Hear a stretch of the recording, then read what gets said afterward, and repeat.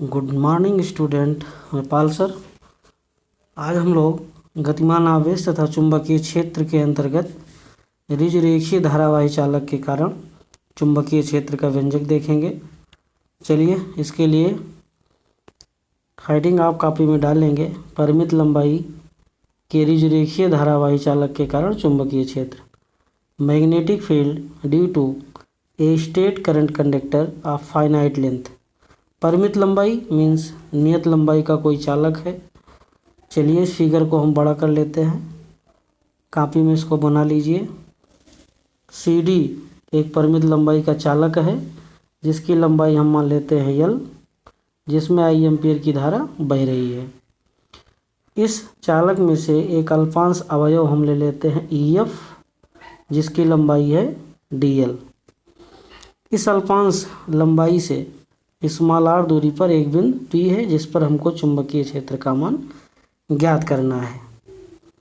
इसके लिए D से P को मिलाया गया, C से P को मिलाया गया और P से CD पर एक लंब PQ डाला गया है जिसकी लंबाई है A।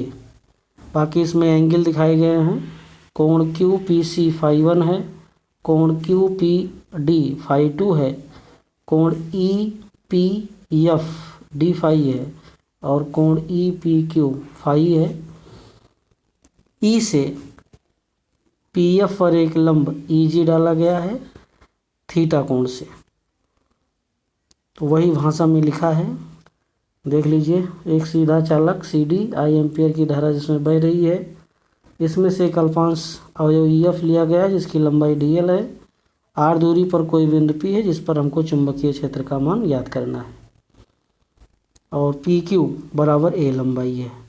तो जैसे ही आप 5 लंबाई मिले, आपके दिमाग में तुरंत बायो सेवर्ट का नियम आ जाना चाहिए।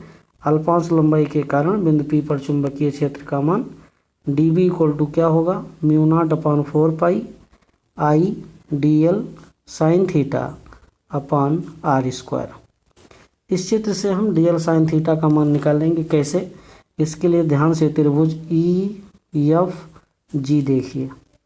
त्रिभुज EFG में साइन थीटा बराबर क्या होगा, लंब बटे कर्ण से EG अपान EF, या साइन थीटा बराबर EG अपान EF है DL। तो EG बराबर क्या हो जाएगा, DL साइन थीटा। EG बराबर DL साइन थीटा। अब हम EG का मान निकालेंगे त्रिभुज EPG से। चलिए देखिए, त्रिभुज EPG हम लेते हैं। इसमें आप देख रहे हैं ये एंगल D फाई है और हम जानते हैं कोण बराबर होता है चाप बटे त्रिज्या। तो कोण चाप आपका है EG बटे त्रिज्या है R।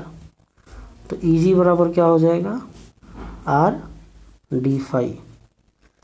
वही आगे दिखाया गया है बायो सेवर्ट के नियम से अभी बताया गया। अल्पांश लंबाई कारण चुंबकीय क्षेत्र त्रिभुज EFG साइन थीटा की वैल्यू EG बराबर DL साइन थीटा और DL sine theta equal to RDF हमको मिल जाएगा, सॉरी RD फाई, जहाँ D फाई बराबर EG बटे R अभी पीछे बताया गया। और इस DL साइन थीटा का मान जो हमको मिला है, DL साइन थीटा बराबर RD फाई, ये बायो सेवर्ट के नियम समीकरण 1 में रख देंगे। तो DB बराबर मिलेगा μ0/4 पाई IR D फाई अपान R²। एक R से एक R काट देंगे तो DB बराबर μ0/4 pi I D phi upon R मिलेगा। अब हम पुनः चित्र से R की वैल्यू निकालेंगे। R के लिए क्या किया गया है, त्रिभुज EQP लिया गया है। तो चित्र देखिए, त्रिभुज EQP है। यहाँ पे फाई आप देख रहे हैं, कास फाई लेंगे। कास फाई बराबर आधार बटे कर्ण। आधार आपका A है, कर्ण है आपका R। चित्र देख लीजिएगा। तो R बराबर हो जाएगा A बटे कास फाई। R का मान हम रख देंगे, R बराबर निकाला गया A बटे कास फाई। R की वैल्यू रखा गया है। DB equal to μ0/4 pi I D phi upon A upon cos phi. Cos phi ऊपर मल्टीप्लाई हो जाएगा तो हो जाएगा I cos phi D phi upon A। DB equal to μ0/4 I cos phi D phi upon A. ये हमको मिला अल्पांश अवयव के कारण चुंबकीय क्षेत्र। हमको संपूर्ण चालक के कारण निकालना है, इसके लिए क्या करेंगे, इसका इंटीग्रेशन कर देंगे। इंटीग्रेशन किया गया, integration of D V equal to integration of limit क्या लेंगे, -φ1 से φ2। पुनः चित्र देखिए एक बार। लिमिट क्या है आपका, पी के नीचे आप देख रहे हैं φ1 और इसके ऊपर का कोण है φ2, तो लिमिट क्या हो जाएगा -φ1 से +φ2 तक। लिमिट लेके इंटीग्रेशन किया गया है।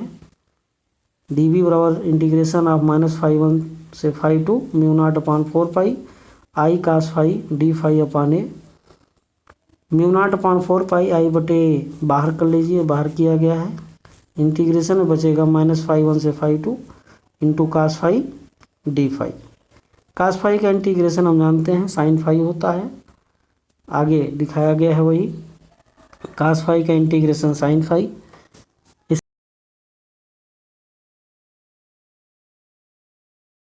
इसके बाद लोअर लिमिट होता है, तो b बराबर μ0/4 I upon A sin φ2 minus sin -φ1 और sin minus theta equal to होता है -sin थीटा। ये भी पढ़े होंगे हाई स्कूल में ही। तो इस प्रकार आप देख रहे हैं हमको मिला b equal to μ0/4 I upon A sin φ1 plus sin φ2। ये आपका है परिमित लंबाई के ऋजुरेखीय चालक के कारण चुंबकीय क्षेत्र का मान किसी बिंदु P पर। और इसके आगे कुछ विशेष स्थितियां हैं, स्पेशल कंडीशन। पहला कंडीशन है ये धारावाही तार जो CD लिया गया यही अनंत लंबाई का हो, तो φ1 φ2 बराबर 90 डिग्री रख देंगे। रखा गया है ये sin 90 का मान 1, sin 90 का मान 1 + 1 = 2 हो जाएगा। ये लिखा है 2i बटे 2 से 4 डिवाइड कर देंगे तो 2 बार डिवाइड होगा, तो बचेगा आपका μ0/2 इंटू आई बटे ए। ये फर्स्ट कंडीशन है। सेकंड कंडीशन क्या कह रहा है, धारावाही तार अनंत लंबाई का हो तथा बिंदु P कहाँ हो, बिंदु Q के सिरे के समीप हो। फिगर पुनः देखिए क्या कह रहा है कि यह बिंदु P जो है ये Q के अत्यंत समीप हो। इस कंडीशन में जिसके समीप होगा एंगल φ1 हो जाएगा 0, φ2 = 90 डिग्री या इसी का अपोजिट होगा। वही लिखा है धारावाही तार अनंत लंबाई का हो लेकिन Q जो है बिंदु P के सिरे के समीप हो, तो φ1 = 0 या φ2 = 90 डिग्री, अथवा इसी का अपोजिट हमने बताया φ1 90 φ2 0 रख देंगे तो हमको मिलेगा b बराबर μ0/4 आई अपान ए। ये φ1 0 φ2 90 डिग्री इसी फार्मूला में रखेंगे। φ1 0 sin 0 का मान 0 sin 90 का मान 1 होगा, तो बचेगा क्या, b = μ0/4 आई बटे ए केवल। वही दिखाया गया है। और थर्ड पॉइंट कह रहा है कि धारावाही चालक की लंबाई के अनुदिश चालक के बाहर स्थित बिंदुओं पर चुंबकीय क्षेत्र शून्य होता है। इसका मतलब क्या है, ये कह रहा है कि यदि इस चालक के अनुदिश इसी के अकॉर्डिंग यहाँ कोई बिंदु ले लें P, यहाँ कोई बिंदु P ले लें, तो यहाँ पर चुंबकीय क्षेत्र का मान शून्य होता है। इस प्रकार आपने देखा धारावाही चालक तार के कारण जो परिमित लंबाई का है चुंबकीय क्षेत्र की व्यंजक चुंबकीय क्षेत्र का आपको मिला। इसको कॉपी में नोट कर लेंगे वीडियो को पुश करके। ये आपका चुंबकीय क्षेत्र का व्यंजक है। फिर इसमें 3 कंडीशन दिखाए गए हैं, इन कंडीशनों को नोट कर लीजिएगा। आगे हम लोग अगले क्लास में पढ़ेंगे। धन्यवाद।